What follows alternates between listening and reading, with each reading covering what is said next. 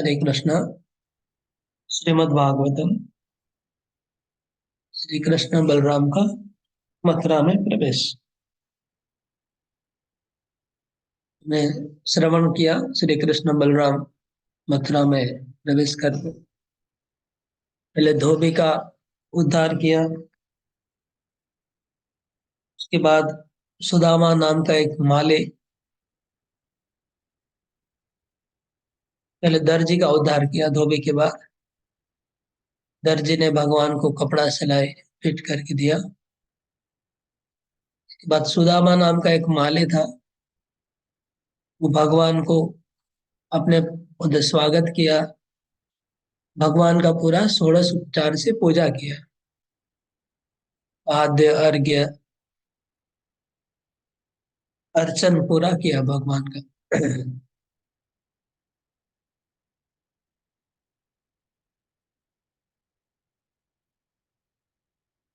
जैसे विधि पूर्वक हम लोग भगवान की अर्चा करते पूजा करते, ऐसे ही उन्होंने माले ने पूजा किया। पूजा करने के बाद स्तुति कर रहे, हम लोग कल सुन रहे थे। उन्होंने स्तुति किया भगवान का कि आप जगत का कल्याण करने के लिए आपने अवतार लिया है।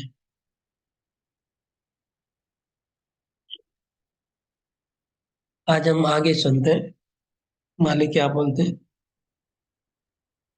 तो ज्ञापयतं भृत्यं किमहं करवाणि वा पुंसोऽत्यनुग्रहो येष भवद्भिर्यन्नियुज्यते। तावाज्ञापयतं भृत्यं किमहं करवाणि मां पुंसोऽत्यनुग्रहो येष भवद्भिर्यन्नियुज्यते। उस सुदामा माली ने भगवान से पूछा कि मैं आपका दास हूँ, आप दोनों मुझे आज्ञा दीजिए कि मैं आप लोगों के लिए क्या सेवा करूं। हे भगवान, जीव पर आपका यह बहुत बड़ा अनुग्रह है, पूर्ण कृपा प्रसाद है कि आप उसे आज्ञा देकर किसी कार्य में नियुक्त करते हैं।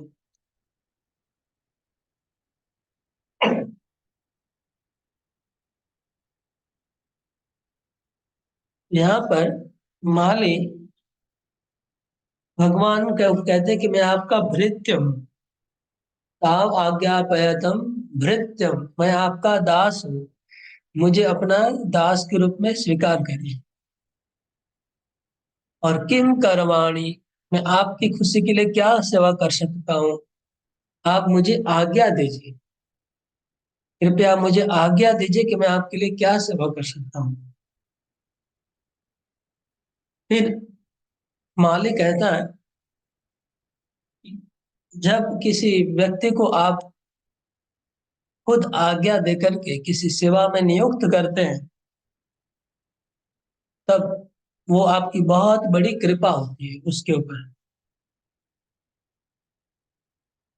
यहाँ पर हम देख रहे हैं कि अगर भगवान व भगवान के प्रतिनिधि गुरुदेव अगर किसी को सीधे सीधा कोई आज्ञा दे कि मुझे ये सेवा करना है, कर दो, तो बहुत बड़ी कृपा होती है। उसमें आज्ञा में बहुत बड़ी कृपा होती है। जैसे प्रभुपाद जी ने वहाँ प्रभुपाद और गुरुदेव सबको आज्ञा दे के रखे ही हैं। सबको बोले प्रभुपाद जी, क्या बोले? हरि नाम का जप करो, 16 माला का, 4 नियम का पालन करो, फिर सुबह उठ के मंगलारती करना है। ये आज्ञा सबके लिए है। लेकिन कभी कभी विशेष आज्ञा प्रभुपाद किसी को देते हैं,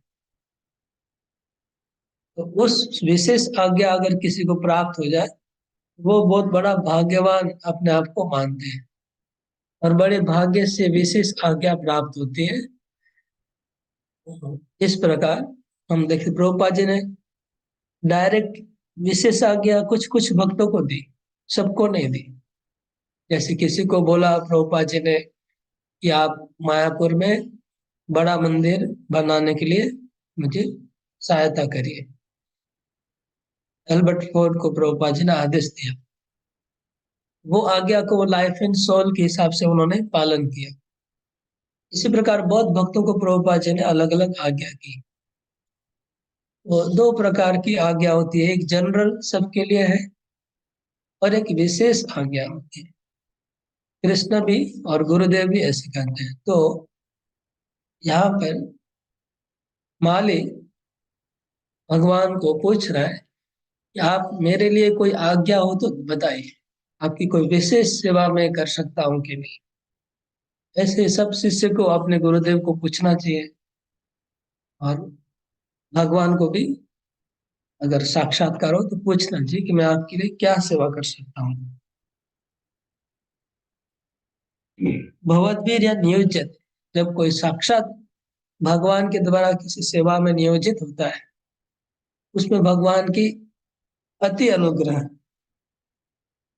अति अनुग्रह लिखा। अनुग्रह तो सबके प्रति है, अनुग्रह मतलब कृपा, और अति कृपा है जब भगवान डायरेक्ट किसी को कुछ मांगते हैं, मेरे को ये कर दो। भगवान जब रामचंद्र वो नाविक को बोलते कि मेरे को पार कर दो, तो अति अनुग्रह हो। किसी को भगवान जब रिक्वेस्ट करते हैं कोई सेवा के लिए, तो वो उसका बड़ा सौभाग्य होता है।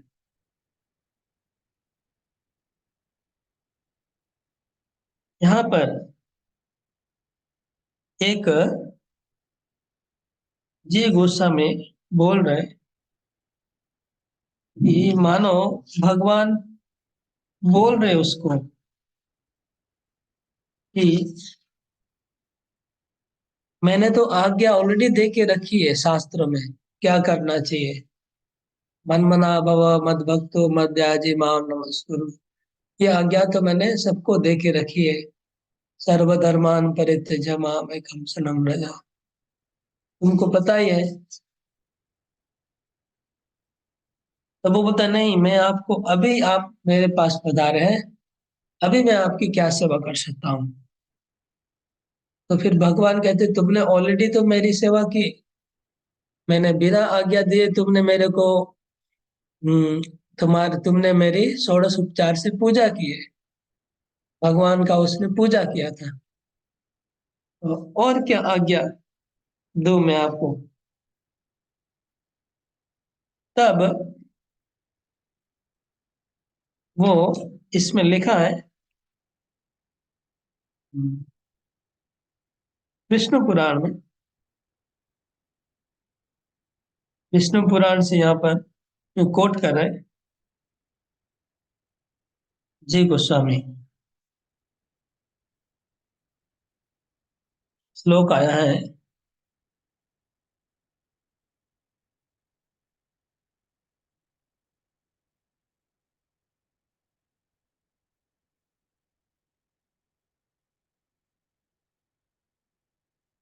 कहाँ गया वो श्लोक, मैं कल देख रहा था।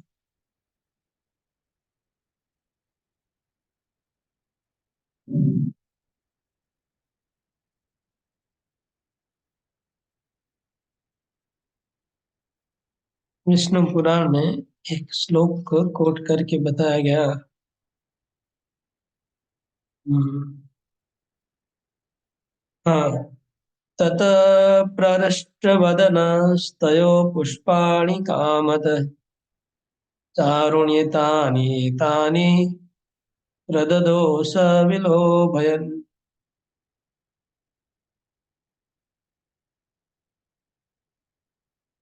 वो उनको आज्ञा के लिए पूछ रहा है मालिक। यहाँ पर एक एक विचित्र बात जो लग रही है कि सुदामा माली का फूल का दुकान था, फूल का उनका बिजनेस का, फूल की मालाएं बेचता था, और भगवान ने इसी आशय में उनकी दुकान पे पहुंचे थे फूल की माला के लिए। लेकिन अभी तक उस माली ने फूल की माला भगवान को नहीं पहनाई। अभी तक फूल की माला नहीं पहनाई। अभी तक पूजा किया उसने। तो ऐसा लग रहा है। और जबकि यहाँ लिखा है कि माली को जब पता चला कि कृष्ण बलराम आ रहे हैं, तो कृष्ण बलराम के लिए वो विशेष माला बना रहा था कि मैं उनको स्पेशल माला पहनाऊंगा। माला कृष्ण बलराम के लिए ही बनाया था। वो बना के उसने रखा था और भगवान की पूजा की। तो माला क्यों ऑफर नहीं की, ये समझ में नहीं आ रहा है मेरे को। अभी इधर आचार्य लोग क्या कहते हैं देखेंगे इसके बारे में। तो अगला श्लोक पढ़ लेते हैं, फिर मैं बताऊंगा इसका क्या रहस्य है कि माला क्यों नहीं बनाया अभी तक। इति अभिप्रेत्य राजेंद्र सुदामा प्रीतमानस सस्ते सुगंधे कुसुमे माला विरचिता ददौ। हे सुधा, हे परीक्षित महाराज, सुदामा माली ने इस प्रकार प्रार्थना करने के बाद भगवान का अभिप्राय जानकर बड़े प्रेम और आनंद से भरकर अत्यंत सुंदर सुंदरता सुगंधित पुष्पों से गुथे हुए माला उन्हें पहनाए। पहले माली ने पूछा कि आप कोई मुझे विशेष आज्ञा दीजिए।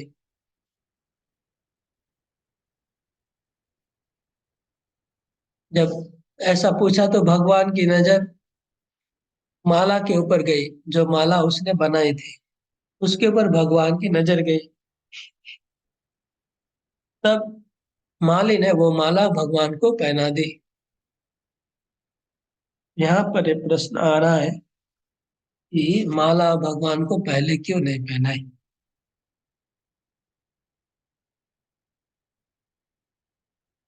इसका उत्तर देख लेते हैं।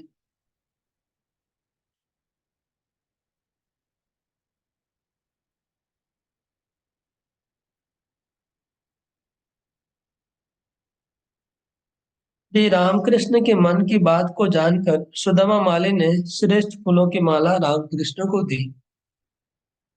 अर्थात श्री राम और कृष्ण ने साक्षात माला देने के लिए लज्जा आदि के कारण नहीं कहा था। फिर भी माली के निज घर वे स्वयं आए थे और श्रेष्ठ मालाओं पर अपनी दृष्टि डाल रहे थे।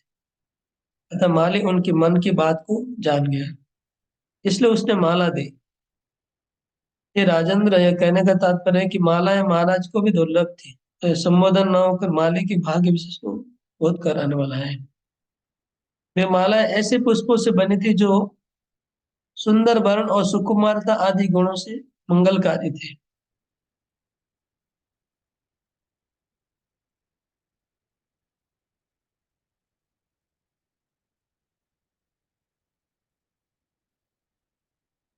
ये माला प्रदान पूजा विधि को पहले शीघ्रता से करके फिर किया गया है।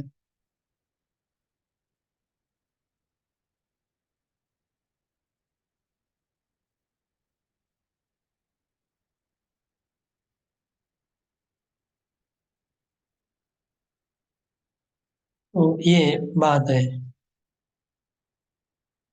यहाँ पर।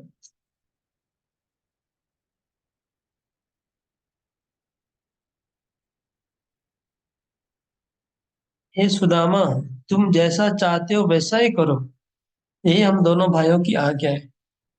यह सुन सुदामा बोल के बहुत अच्छा, बहुत अच्छा। इस प्रकार उसने प्रसन्न होकर अपने मन चाहे कृति को प्राप्त कर कृष्ण और बलराम को माला प्रदान की। भाव यह है कि कृष्ण ने कहा था कि मैं हमें माला दे दीजिए। कृष्ण के इस अभिप्राय को ही उनकी आज्ञा जानकर उसने मालाएं समर्पित की। ये मालाएं सुगंधित।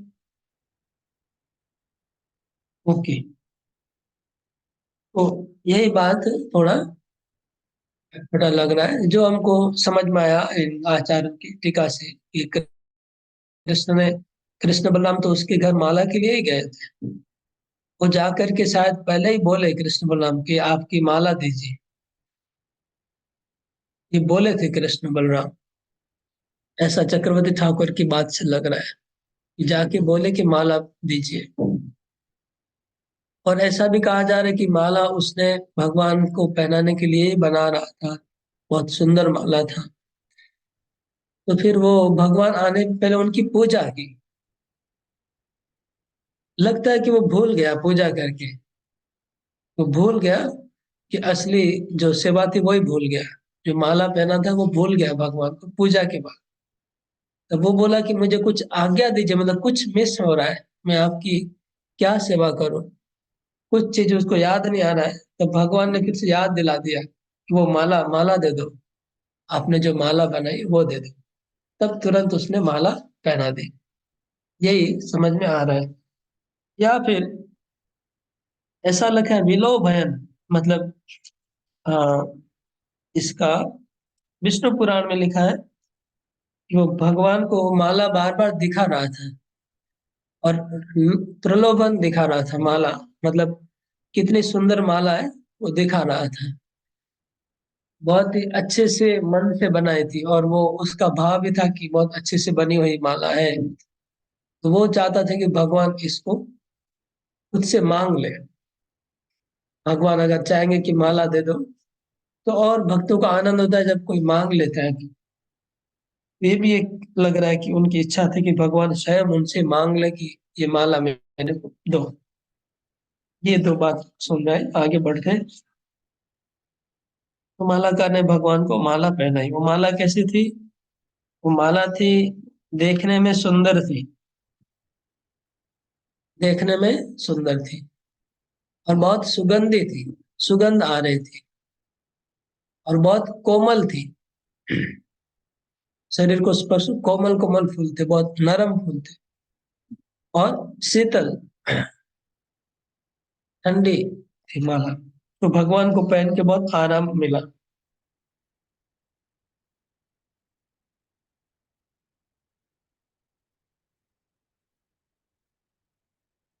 अगला श्लोक।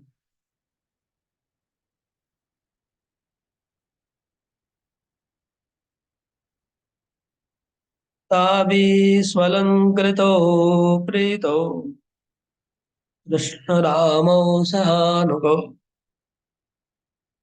प्रणताय प्रपन्नाय ददतु वरदो वरान्।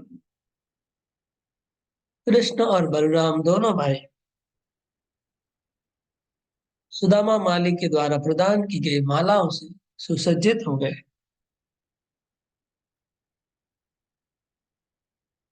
कृष्ण बलराम ने माला पहनी। सहानुको लिखा है, मतलब सबको माला पहनाई गई। ऐसा लग रहा है कि माली ने कृष्ण को स्पेशल माला पहनाई और सबको माला पहनाई। ऐसा लग रहा है क्योंकि सहानुको लिखा है। स्वलंकृतो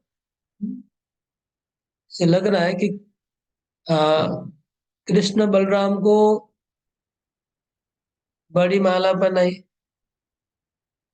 और कृष्ण को और भी स्पेशल माला पहनाई और बाकी सब लोग वालों को भी माला पहनाई। ऐसा लग रहा है। फिर प्रणत आए, उसके बाद उसने माला पहनाने के बाद दंडवत प्रणाम किया, साक्षात उनके चरणों में गिर पड़ा। प्रपन्न आए, और उसने भगवान के चरणों में शरणागति ली। मैं आपके चरणों में शरणागत हूँ, प्रपन्न हूँ, मेरे को कृपा करिए। तब ददतु वरदो वरान, भगवान ने बहुत वरदान दिया। सुदामा माली को बहुत वरदान दिया। क्या वरदान दिया? आगे श्लोक में लिखा है। सोऽपि वव्रे अचलां भक्तिं तस्मिन्नेवाखिलात्मनि तद्भक्ते च सौहार्दं भूतेषु च दयां पराम्।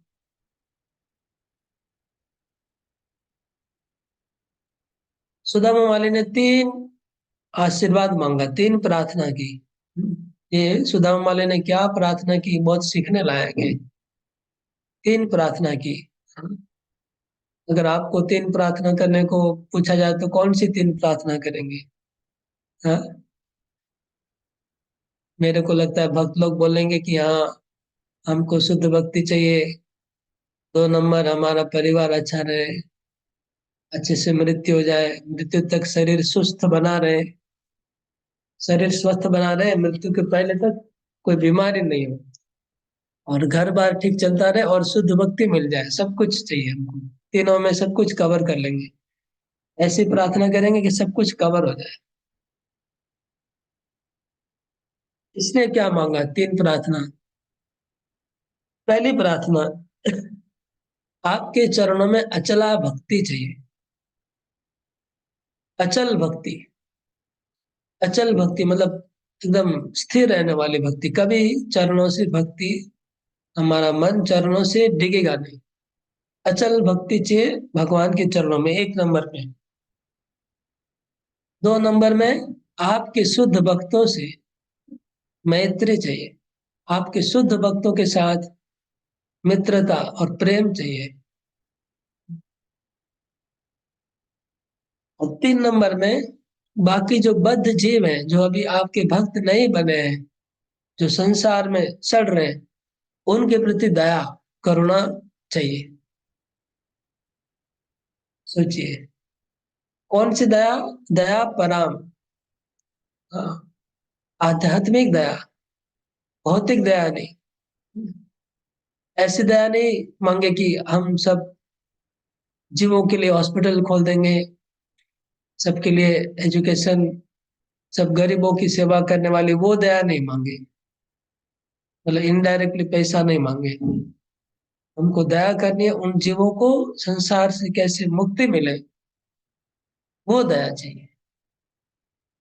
तीन प्रार्थना की, अचल भक्ति आपके चरणों में, और आपके जो भक्त है उनके साथ मित्रता, और जो जीव आपसे विलग होकर संसार में सड़ रहे, उनके प्रति दया, करुणा, ताकि हम वो लोग को आपके चरणों में लेके आ सके। ऐसी प्रार्थना है। चैतन्य महाप्रभु ने, ये वैष्णव किसको कहते हैं, वैष्णव का परम कर्तव्य क्या है, जब पूछा, महाप्रभु ने तीन बातें रखी।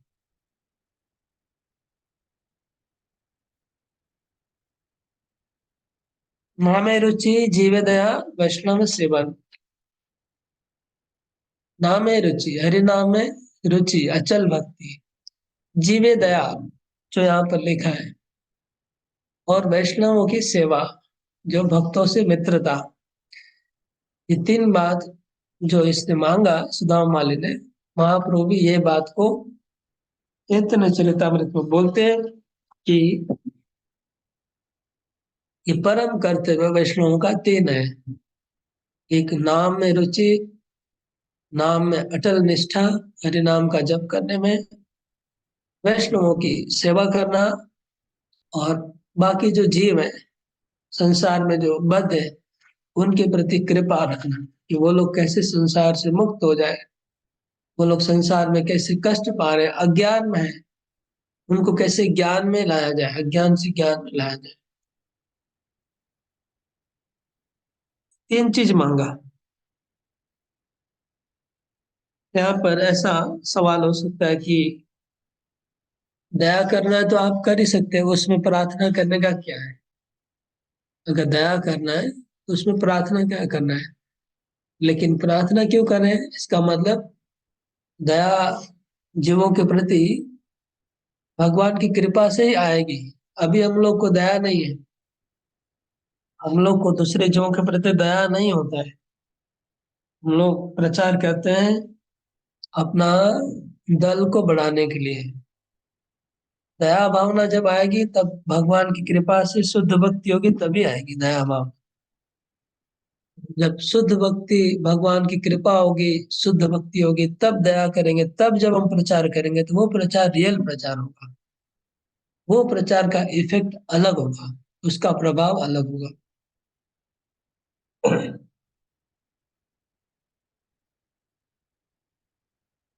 इति तस्मै वरं दत्त्वा श्रियं चान्वयवर्धिनि बलमायुर्यश कान्तिं निर्जगाम साग्रज। तो बहुत लोग ये वरदान सुन के बहुत लोग का मुंह फीका पड़ गया होगा कि अरे ये कौन सा चीज मांग लिया, ये तो बेकार का चीज है, कोई काम में नहीं आएगा। बहुत लोग को इसमें इंटरेस्ट नहीं आएगा। अचल भक्ति, दया, ये सब क्या है? कुछ दिखने वाला, कुछ अच्छा आशीर्वाद चाहिए। तो भगवान ने इसीलिए ये तीन वरदान तो दिया, उसके साथ साथ और बहुत सारे वरदान दिए, ताकि किसी को ऐसा नहीं लगे कि केवल भगवान आध्यात्मिक वरदान देंगे और भौतिक जगत का कुछ नहीं देते, ऐसा नहीं लगे। इति तस्मै वरम दत्वा, भगवान ने उनको ऐश्वर्य दिया, संपत्ति। कैसा ऐश्वर्य? अन्वय वर्ध, निरंतर वर्धमान ऐश्वर्य प्रदान किया, तुम्हारा ऐश्वर्य बढ़ते रहेगा। बल प्रदान किया, बल प्रदान किया मतलब बहुत शक्ति शरीर में उसको दिया। आयु, उसको लंबी आयु दी, तुम्हारी मृत्यु नहीं होगी जब तक सूर्य चंद्रमा है, तब तक तुम्हारा मृत्यु नहीं होगा, तुम्हारे शरीर में बल रहेगा, इंद्रियों में बल रहेगा, कभी बुढ़ापा नहीं आएगा। और यश, तुम्हारा यश पूरे फैल जाएगा, तुम्हारा फेम, यश प्राप्त करोगे। कांति, तुम्हारे शरीर में तेज बना रहेगा। इसका मतलब उनको सब छह ऐश्वर्य प्रदान कर दिया। हाँ? शरीर का बल, बुद्धि, सौंदर्य, शक्ति, यश और धन, छह ऐश्वर्य, भौतिक जगत का ऐश्वर्य प्रदान कर दिया करके भगवान कृष्ण बलराम आगे बढ़ गए, उनको कृपा करके आगे बढ़ गए। ये भगवान खाली आध्यात्मिक आशीर्वाद दिए ऐसा नहीं है, भौतिक ऐश्वर्य भी दे दिए, ताकि किसी को नहीं लगे कि भक्ति खाली सुखा है, भक्ति में कुछ मिलता नहीं है, ऐसा नहीं लगे किसी को। ध्रुव महाराज को भी भगवान ने सब कुछ दे दिया था, प्रहलाद महाराज को भी सब कुछ दे दिया था, सुदामा को भी सब कुछ दे दिया था। गलत फहमी लोगों में रहती है कि भक्ति में आने से सब कुछ चला जाता है, इसलिए भगवान ने सब कुछ दिया उसको। हरे कृष्णा, यहाँ रखता हूँ मैं।